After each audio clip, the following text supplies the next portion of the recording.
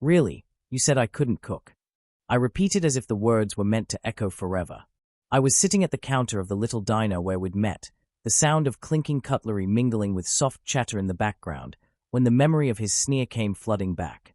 My name is Ava Carter, and not too long ago, a man I once trusted told me that my cooking was nothing more than a series of amateur attempts, a claim that would haunt me until I decided to prove him wildly, unexpectedly wrong.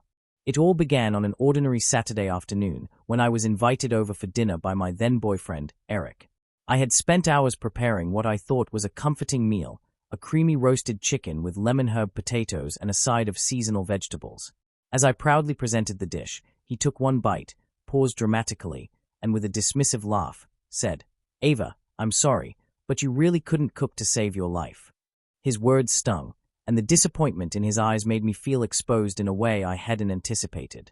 I retreated that evening into silence, vowing that one day I would show him, and anyone else who dared doubt me, that I had something unique to offer. That burning moment lingered in my mind.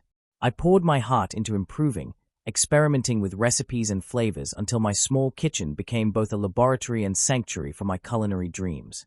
I spent countless nights poring over cookbooks and YouTube tutorials, determined to transform every I can't cook into I'm a culinary genius.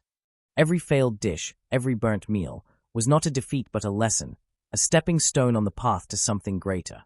Months turned into a year.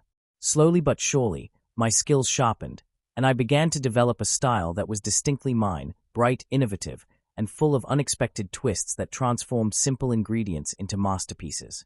Encouraged by friends and even a few local food critics who sampled my experimental dishes at pop-up events, I decided to take a leap of faith. I would open my own restaurant.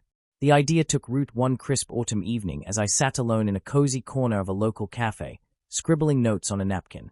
I envisioned a place where every dish would tell a story, a restaurant that would challenge conventional dining with creative twists and flavors that melded tradition with bold experimentation. I named it Ava's Table, a nod both to my personal journey and the warm, familial atmosphere I hoped to create. I worked tirelessly to transform this dream into reality, sacrificing countless hours and dipping into every spare penny I had. I secured a modest location in a vibrant part of town, a converted warehouse with high ceilings, exposed brick, and large windows that promised natural light and an urban chic vibe. The renovation was exhausting, the permits endless, and the stress over every detail nearly overwhelming. But every time doubts crept in, I remembered that fateful evening with Eric's scornful laugh, and I resolved to push forward. Finally, after nearly 2 years of planning, my restaurant opened its doors. The night of the grand opening was a swirl of nervous energy.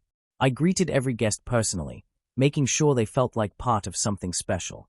The menu was a bold mix of new creations and reinventions of comfort classics, each dish meticulously plated as if it were a work of art. I could see the guests' eyes light up as they tasted the unexpected flavors, a hint of spice in a traditional stew, a citrus burst amid a savory roast, and desserts that played with texture in ways they hadn't imagined. The success was immediate. Word spread quickly by word of mouth and online reviews. Within weeks, my little restaurant had become the talk of the town. Not only did food enthusiasts and local critics praise the unique quality of my dishes, but reservations started filling up faster than I'd ever dared to dream. What was once a space for hopeful culinary passion was now buzzing with an almost surreal anticipation. My table was in high demand. I remember the turning point vividly, a Saturday night when I was checking the reservation book while taking a moment to breathe before a busy evening service. There, written in neat handwriting, was a wait list that extended 8 months into the future. 8 months. It wasn't just a success, it was a phenomenon. I had turned the very words that once made me doubt my worth into a resounding declaration of my talent and tenacity. In the days after that revelation, I found myself reflecting on the irony of it all. I recalled the harsh words of Eric, the one time he had ridiculed my cooking as if it were a trivial skill, and how those words had burned into my memory like a challenge. And now, here I was, a proud owner of a thriving restaurant with an 8-month wait list, where each new reservation was a testament to the fact that my passion for cooking was not only real but revolutionary. Every evening at the restaurant became a living conversation, one where I could see the faces of satisfied patrons who found joy and wonder in every bite of my dishes. I often wandered through the dining room after service, listening to laughter, clinking glasses, and conversations filled with delight and surprise. Every compliment from a customer was a validation, every glowing review a step further away from that painful past. In those moments, I embraced the scars as symbols of my transformation, from someone who was once dismissed to someone who built an empire out of passion and perseverance. There were challenges, of course. I had to learn how to manage a growing team, balance creativity with business acumen, and face the financial pressures that came with rapid success. I attended workshops, consulted with business mentors, and even took a few marketing courses. I learned that running a restaurant was as much about customer service and business strategy as it was about cooking. Slowly, I began to see that every challenge was an opportunity, a moment to prove that I was more than the sum of my insecurities, that my commitment and passion for my craft were insurmountable. One memorable evening, as I was wrapping up a busy night with a satisfied smile, a young couple approached me. "Ava, we read your story online," the woman said, her eyes shining with admiration. "You turned every negative comment about your cooking into an opportunity to build something incredible. Your restaurant isn't just about food, it's about hope, resilience, and living your truth. We had to come experience that magic for ourselves." Their words resonated deeply, and at that moment, I realized that my journey was not just my own. It was a source of inspiration for so many others who had been told they weren't enough. Over time, I even began to mentor aspiring chefs and restaurateurs.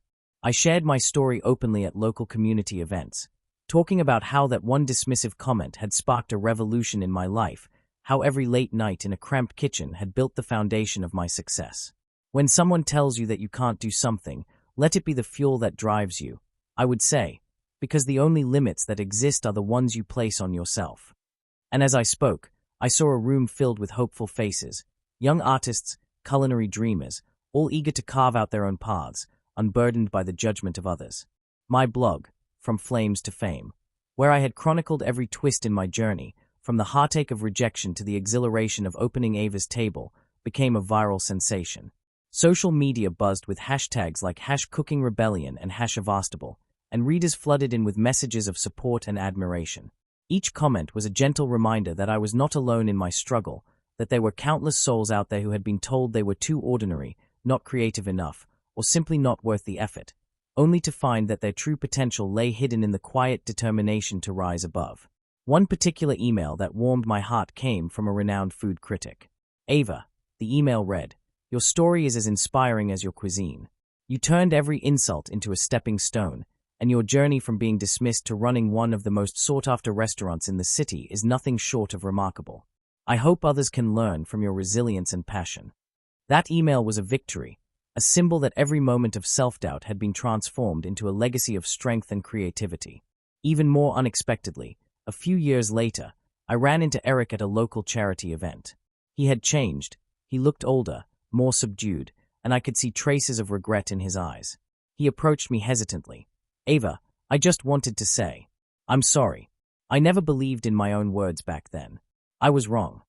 I looked at him for a long moment, realizing that his apology was as much about his own insecurities as it was about seeking forgiveness. "Eric," I replied gently, "what matters now is that we learn and grow. I'm happy to see you've evolved, just as I have." Our brief conversation ended with a nod, not of forgiveness, but of mutual understanding that our paths were forever divergent. Now, as I sit in the soft glow of the early evening, reflecting on the journey that turned a dismissive comment into an empire, I realize that every step, every struggle, every painful memory, has sculpted me into who I am today.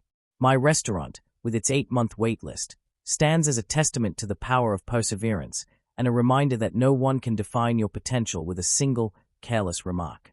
For anyone who has ever been told that they are not good enough, that their passions are trivial, or that they should stick to the safe and predictable, remember this: your fire is yours to nurture. Turn every sneer, every disparaging comment, into fuel for your ambition. Believe in your dreams, no matter how outlandish they may seem to others, and build your own world, brick by brick, meal by meal, word by word. This is my story, a journey from rejection to reinvention, from the bitterness of a dismissive remark to the sweet satisfaction of a dream realized. I was once told I wasn't adventurous enough in the kitchen, that my cooking was just not up to par, but I took those words as a challenge. I paved my own lane, built a restaurant that defied expectations, and in doing so, showed that every criticism is just another ingredient in the recipe for success. So here's to every aspiring dreamer who's ever faced rejection.